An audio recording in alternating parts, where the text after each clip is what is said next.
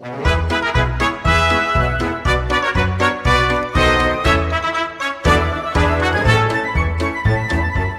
navigate the early 18th century, you needed raw data. You had to know where European alliances were fracturing and which shipping lanes were lethal. For the American colonies in July 1720, that data arrived here, the American Weekly Mercury.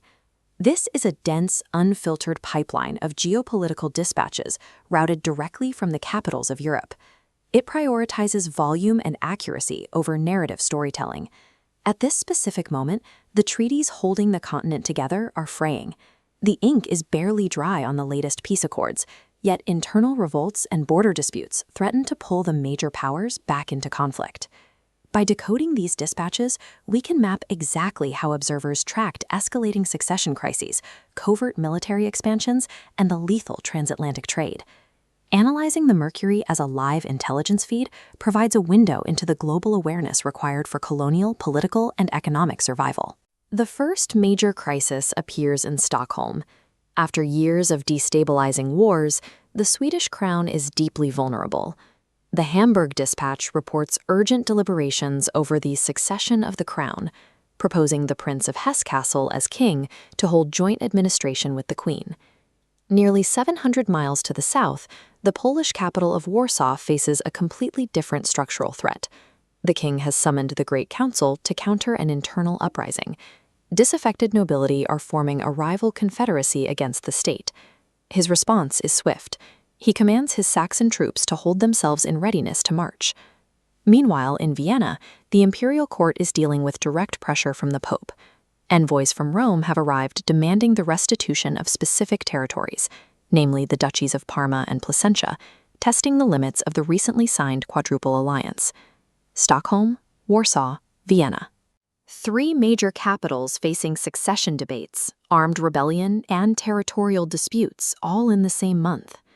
The post-war peace was entirely reliant on a delicate web of dynastic agreements and military deterrence. A misstep in any of these cities could trigger a continental collapse.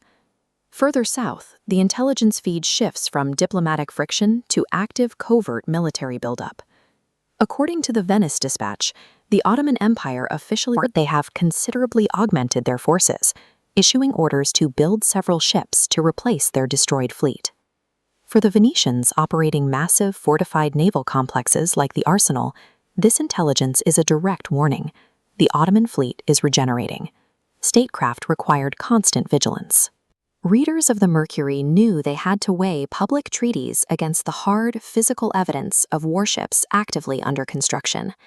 While empires postured in the Mediterranean, local religious truces collapsed entirely within the Holy Roman Empire. In Heidelberg, Catholics seized the Church of the Holy Ghost, demolishing the altars inside. The Elector Palatine issued a resolution to redress Protestant grievances.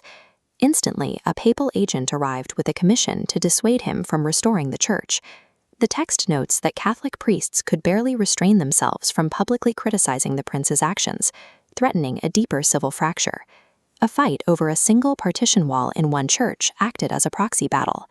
These intensely local religious flashpoints had the power to unravel massive diplomatic alliances across the continent. But geopolitical intelligence means nothing if the ships carrying it do not survive the Atlantic. Page 2 of the Mercury moves from grand strategy to absolute physical peril, printing a direct extract from the journal of the ship Dorothy on June 11th. 50 leagues off the coast, the vessel is caught in a brutal storm system, battered by severe rain, wind, and lightning. The crew records a terrible clap of thunder that splintered our main topmast. The physical toll is immediate. A strong smell of sulfur fills the deck.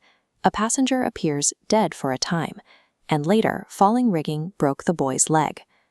These maritime trauma logs served as vital risk assessments for the merchants and travelers navigating the 1720 intelligence matrix. The sheer lethality of the ocean was an unavoidable variable in the colonial equation, treated with the exact same gravity as a declaration of war. Look at the sheer density of information compressed into these 2 pages.